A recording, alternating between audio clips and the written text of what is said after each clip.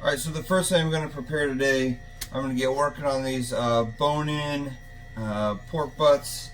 As you can see, we've got a nice butt here, not too much fat, so I don't really need to trim off a whole lot. And what I'm going to do is, it's something I've started to do a lot recently when I'm doing pulled pork, is I've been quartering the meat. And so what I'll do is I'll find the bone here, and then I run my knife blade down kind of at an angle, and then I split it in half, and then I'll quarter them from there, and I leave this portion still on the bone here, so that way we do get that nice flavor from the bone. Because what's going to happen is when I shred this, right, I'm going to shred it and it's all going to get mixed together, right? And so what that does by quartering it is it cuts down on the cut time significantly and makes life a lot easier for me. And so it also allows more smoke to get to more of the meat. It gives a bigger surface area for the smoke to adhere to the meat, so you get a little more bark and a little more of that nice barbecue crunch in your pulled pork sandwich. So it's not just this mushy pile of pork, which is what happens a lot of times at a lot of other places, is you get this just soggy bit of pork, which is not my favorite. If you like it, that's fine. It's just not my favorite. Now what you could also do is you could take this money muscle off right here. I don't know if you can see the different striations of the fat here. This is a wonderful piece of meat. You can cook it kind of like a loin. You can see it's round, and it's a wonderful piece of meat. But I'm going to leave it on there. We're just going to take off some of these odd pieces of fat or meat that are dangling off that'll end up getting burned rather than cooking. So we're just going to trim this just a little bit, and then now I'm going to go ahead and split it in quarters like I said. So I'm going to find this bone, again this bone right here, I'm going to go right down the bone.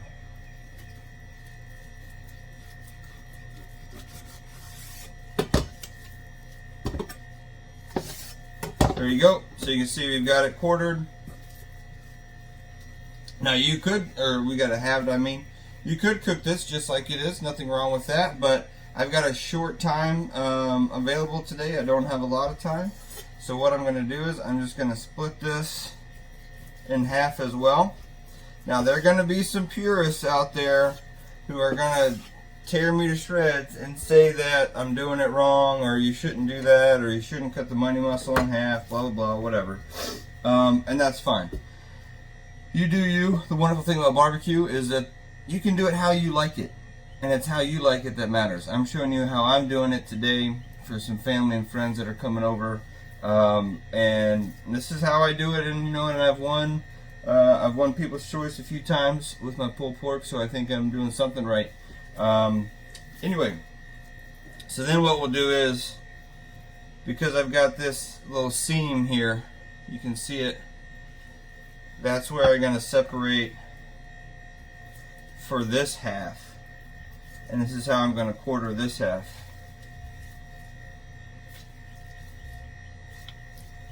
So we just come down, let the knife do the work, take it off the bone here. So you see it's not a true quarter because we've got that bone-in piece, but it'll be alright. This will take the longest to cook, as we all know, and we'll just go from there. Alright, so pretty soon I'm going to get these, I'm going to change out the board, and we're going to get seasoning on this, and I'll show you how I do that.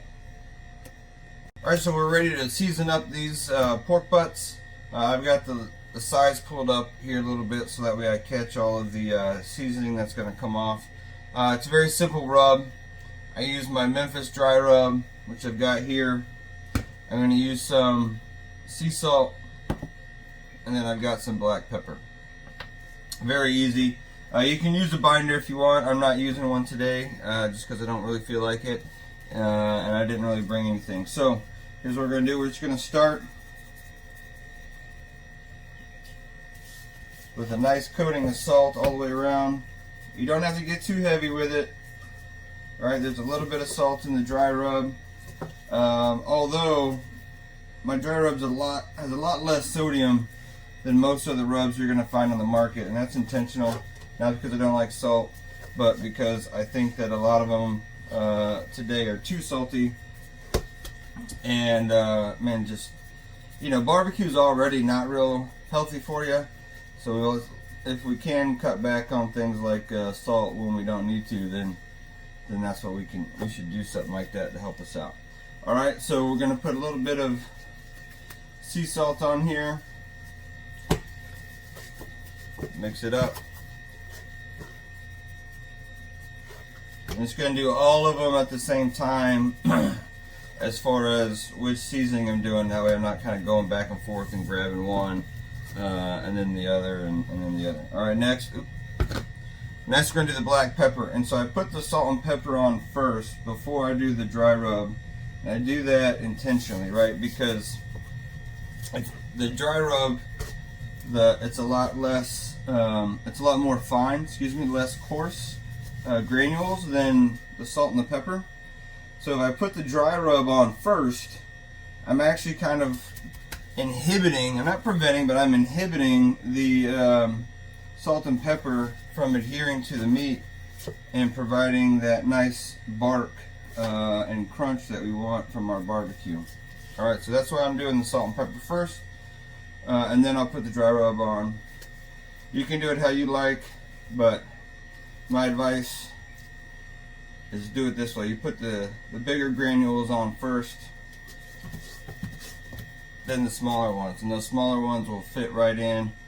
They'll fill the gaps in between the salt and the pepper. You want to season all sides as I'm doing here. You don't have to rub it. I'm just making sure I'm spreading out any clumps that come up, or if I'm not spreading it well enough and you get a bunch in one spot and not enough in the other.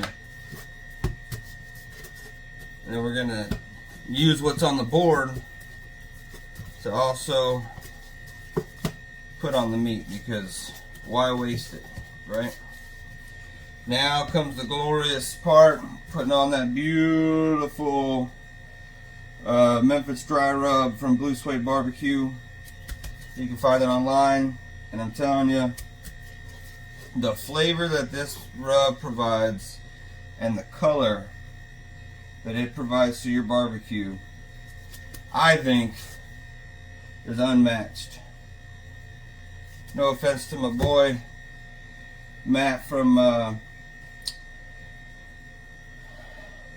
Meat Church out there.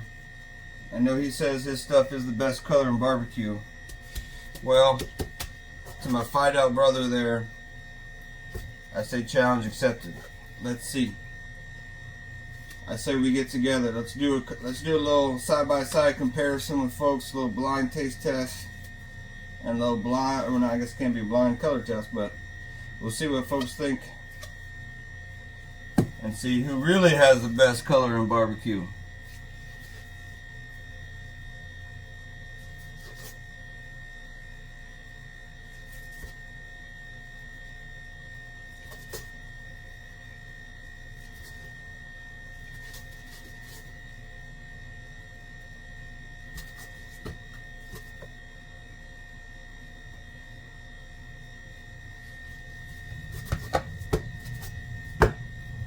Alright, now it's time for the smoker.